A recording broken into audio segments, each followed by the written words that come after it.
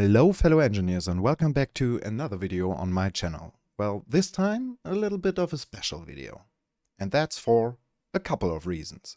More about that right after the intro.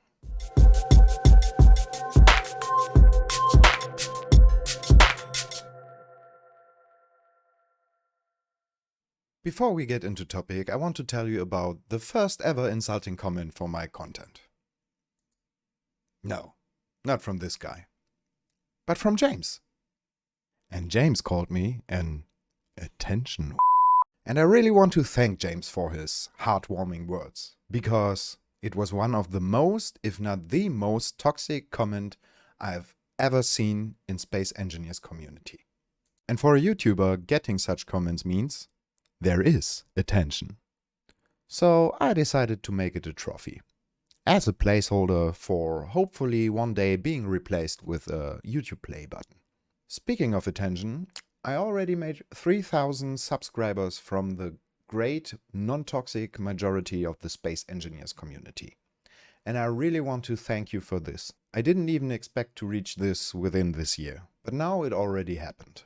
So thanks to everyone who was involved in generating almost 500,000 clicks and all my subscribers. And also to every other content creator that uses or showcases my build in their content. And also big thanks to Keen Software House, not only for an amazing game I have already 4,000 hours in, but also for their ongoing support for my content. And now let's talk about the WASD controlled gravity drive. I think there are very few people not knowing what is a gravity drive in space engineers. But for those people, here's a short explanation about the principle. Yeah, I know, but please stop rolling your eyes. We have to be exact about that. And also, this is a good chance to explain the layout that is necessary for the WASD control. So there are a couple of different ways to build a gravity drive. But basically, they all are working the same way, by pushing or pulling an artificial mass with a gravity generator. In this build you can see the artificial mass in the middle surrounded by 4 gravity generators, one for each direction. So now if you activate one of these gravity generators and also make sure the grid is not set to static, the whole grid will move into that direction.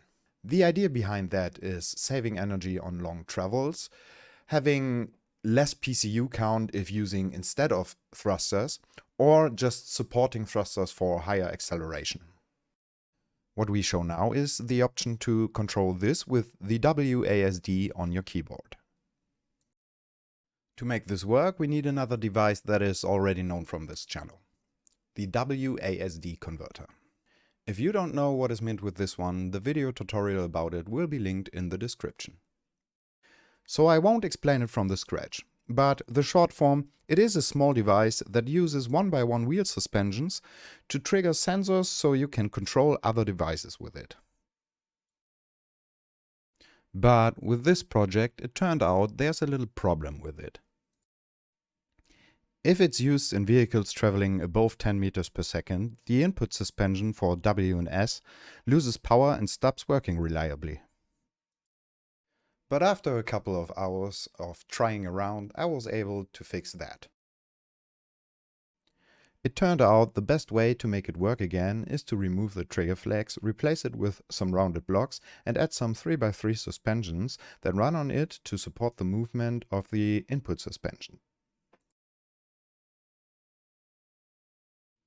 But to make it work, the reversing rotors and the new 3x3 suspensions need some additional setup.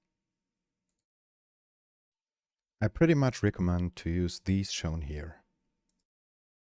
So now the reliable and speed-resistant WASD converter looks like this.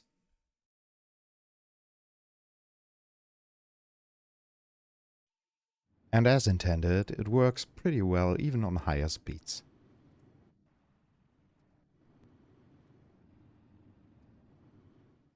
Now to finalize our build, we need 3 more additions. The first is to add at least some thrust in every direction to have auto dampeners if needed. Because this is something the gravity drive can't offer, and it is almost impossible to stop it on point.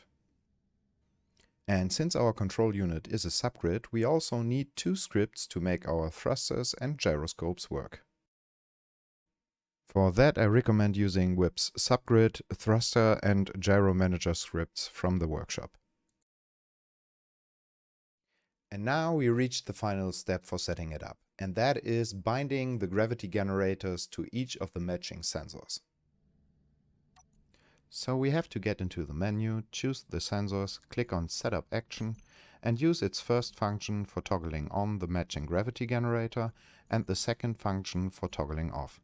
Same for the other three.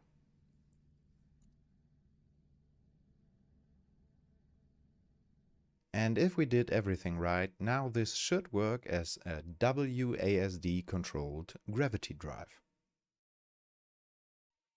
As we can see from this scene with forward, backward and sidewards thrusters turned off, we have relatively comfortable control over all of the 4 directions.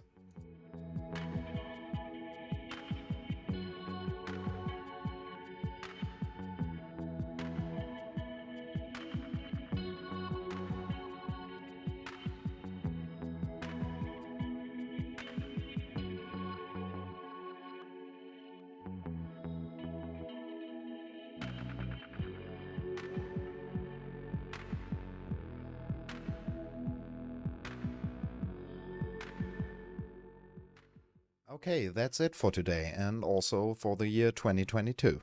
For the next year I'm already planning on a couple of videos, such as another use case for the airtight subgrid passage and maybe something about my little studio here and the work on these videos. Also, many of you ask for some kind of creative tutorials. And even if this is a much more difficult topic than what you think, there will be something in 2023. For now, I look forward to see you then and hope every one of you has a great New Year's Eve. So that's it for today. See you. Bye.